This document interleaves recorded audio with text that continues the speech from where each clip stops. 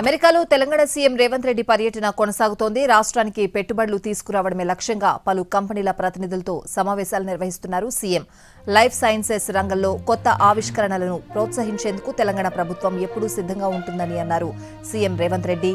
ఈ పర్యటనలో ఇప్పటికే కార్నింగ్ తో పాటు వివిండ్ తో ప్రభుత్వం ఒప్పందాలు చేసుకుంది.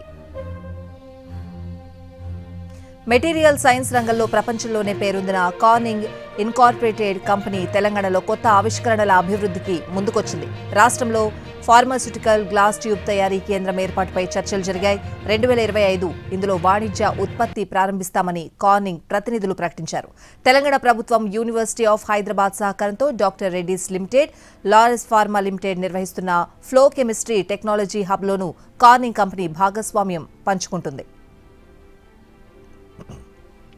మరోవైపు వివిండ్ ఫార్మా సంస్థ ప్రతినిధులతోనూ సీఎం రేవంత్ టీం సమావేశమైంది. 400 కోట్లతో విస్తరణకు వివిండ్ కంపెనీ ముందుకొచ్చింది.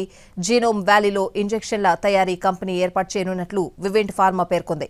దాదాపు 1000 మందికి ఉద్యోగాలు లభిస్తాయి.